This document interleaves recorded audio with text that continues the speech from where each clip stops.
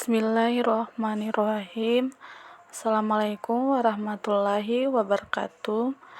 Yang kami hormati Ibu Laila Sari, SAG MPD, selaku dosen pengampu mata kuliah Filsafat Pendidikan Islam. Di sini kami akan membahas materi yang berjudul Pemikiran Filosofis Tokoh Pendidikan Indonesia. Kami beranggota kelompok Salbiah Mahtelu dan Mahdalifa. Pendahuluan, pendidikan adalah fondasi peradaban bangsa yang membentuk generasi cerdas secara intelektual, emosional, dan spiritual. Di Indonesia, tokoh-tokoh seperti Kiai Hajar Dewantara, Kiai Ahmad Dahlan, Kiai Hasyim Asy'ari, Hamka, dan Harun Nasution, Ma'mun Zubair merumuskan konsep pendidikan yang selaras dengan nilai-nilai budaya, sosial, dan moral. Mereka mendapati tantangan sistem kolonial yang diskriminatif dengan mengembangkan filosofi pendidikan yang memerdekakan individu dan membentuk karakter. Pemikiran pendidikan Islam menurut Kiai Ahmad Dahlan.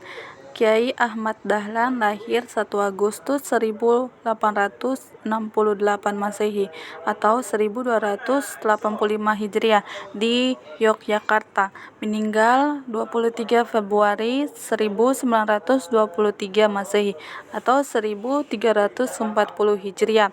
Kiai Ahmad Dahlan dalam pendidikan Islam yaitu karena lembaga pendidikan barat yang cenderung sekuler dengan menjadikan murid sekedar biasa menjadi pegawai pemerintah, serta lembaga pendidikan yang dimiliki umat Islam yang belum mampu menyiapkan generasi yang sesuai dengan tuntutan pada zaman itu. Di dalam pendidikan dan pengajaran agama Islam, Kiai Ahmad Dahlan menanamkan keyakinan dan faham tentang Islam yang utuh.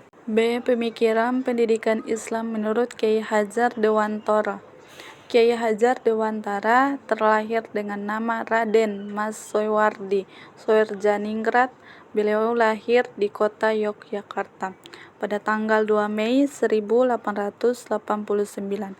Hari kelahirannya kemudian diperingati setiap tahun oleh bangsa Indonesia sebagai Hari Pendidikan Nasional. Disinilah relevansi pemikiran Kiai Hajar Dewantara di bidang pendidikan. Mencerdaskan kehidupan bangsa hanya mungkin diwujudkan dengan pendidikan yang memerdekakan dan membentuk karakter kemanusiaan yang cerdas dan beradab. Oleh karena itu, konsep pendidikan Kiai Hajar Dewantara dapat menjadi salah satu solusi membangun kembali pendidikan dan kebudayaan nasional yang telah diporak-porandakan oleh kepentingan kekuasaan dan neoliberalisme. Pemikiran pendidikan Islam menurut Kiai Haji Hasyim Asy'ari. Kiai Hasyim Asy'ari lahir di desa Ngedang, sekitar 2 km sebelah timur Kabupaten Jombang, Jawa Timur, pada hari Selasa Kliwon, tanggal 24 Zulhijjah 1287 atau bertepatan tanggal 14 Februari 1871 Masehi. Nama lengkapnya adalah Muhammad Hasyim Ibnu Asy'ari, Ibnu Abdul Al-Wahid, Ibnu Abdul Al-Halim, yang mempunyai gelar penggerakan Bona, Ibnu Abdul Ar-Rahman, Ibnu Abdul Al-Aziz, Ibnu Abdul Al-Fatah, Ibnu Maulana Ushaq, dari Raden Ain al-Yakin yang disebut dengan Sunan Giri. Kesimpulan dari pemikirannya yaitu dia memiliki pemikiran yang khas dari tipikal. Ia selalu konsisten mengacu pada rujukan yang memiliki sumber otoritatif, yakni Al-Quran dan Hadis.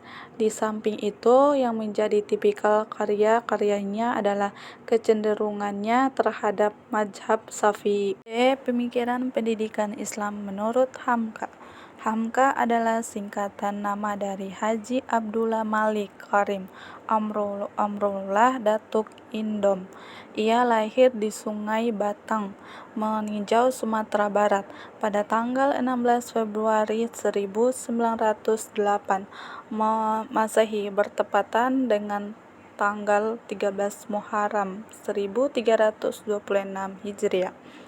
Pendidikan dalam pandangan Hamka terbagi menjadi dua bagian. Yang pertama, pendidikan jasmani, yaitu pendidikan untuk pertumbuhan dan kesempurnaan jasmani, serta kekuatan jiwa dan akal.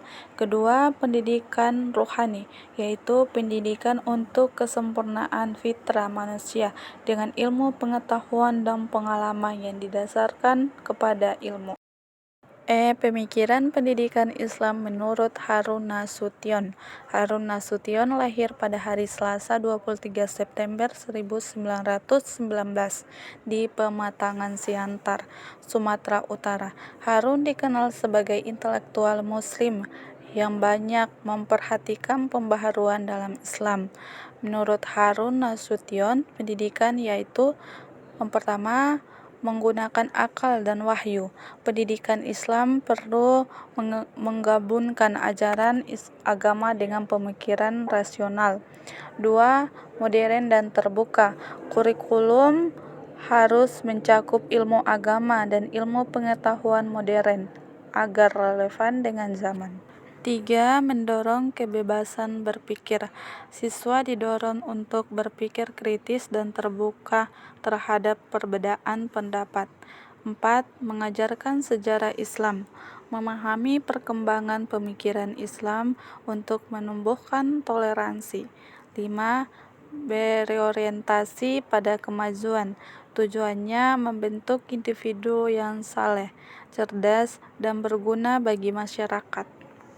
Kesimpulan dari materi ini, pemikiran tokoh pendidikan dipengaruhi oleh ideologi, filsafat, dan kondisi historis yang melahirkan gagasan sesuai konteks zamannya. Di Indonesia, pemikiran pendidikan bercorak Pancasila, diperkaya nilai-nilai agama, budaya lokal, dan prinsip seperti Tuturi Handayani.